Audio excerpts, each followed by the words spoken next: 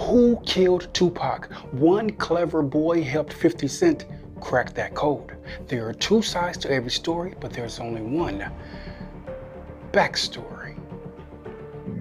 50 Cent wandered down a crowded hall where inspiring young black boys frolicked. The young boys radiated with excitement. Their melanated skin tones glistened under the terrible fluorescent light. 50 Cent was there as part of his get reading and die trying event.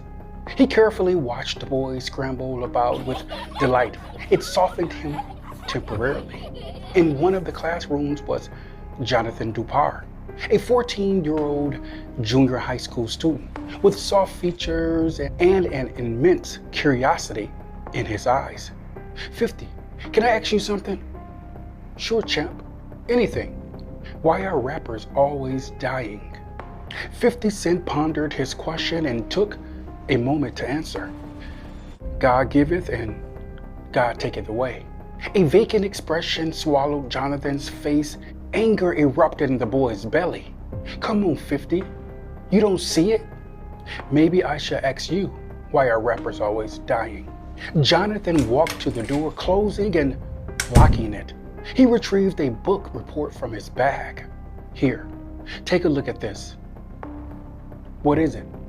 A book report about the death of Tupac. 50 glared at the report, then back at Jonathan. What do you know about Tupac? I know that he sold 75 million records, was a black nationalist and incredible songwriter, and he loved Shakespeare. Jonathan spoke in a hushed whisper and kept a close eye on the door. I don't think Tupac's death was an accident. Tell me something I don't know. 50 Cent watched the teenager litigate his case like he was in front of a jury. I showed my teacher that report and they called me to the office and suspended me for 2 weeks. 50 opened the report. His eyes grew wide with intrigue. How do you know all this? Research. Everything is on the internet. You have to know where to look. Well, my suspicions have always landed at P. Diddy's door. Nah, that's the easy way out. Tupac was getting ready to liberate black people. He wasn't like any other artist or activist. He cared and didn't have anyone in his pocket. In his last years, he began to rap about health, community, and prosperity. 50 continued skimming over the report. Tupac believed in holistic medicines. He meditated daily. His mom was a Black Panther, for God's sake. He was disciplined. All rappers talk about these days are getting lit, money, and sex. And why do all these rappers have liquor brand deals? It's no accident. So what are you getting at? In the documentary about Tupac's last days on Earth, they never talked about his efforts to eradicate AIDS, high blood pressure, and diabetes in the black community. 50 locked on him like a magnet. The teen's searing words caught him off guard. 3 men came to my house last week. They talked to my mother about what's in that report. 50. Tupac was friends with Lisa Left Eye Lopez.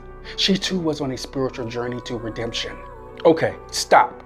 Are you advocating that the same person that took out Tupac took out Left Eye? Jonathan avoided eye contact, his eyes drowned in sadness. And Aaliyah, she was vegan.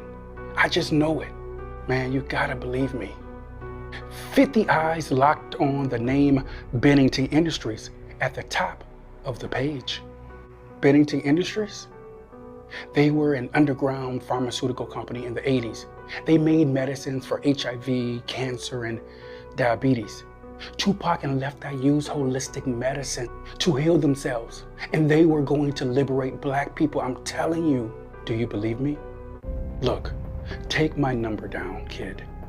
I can't. I threw away my phone. Why would you do that?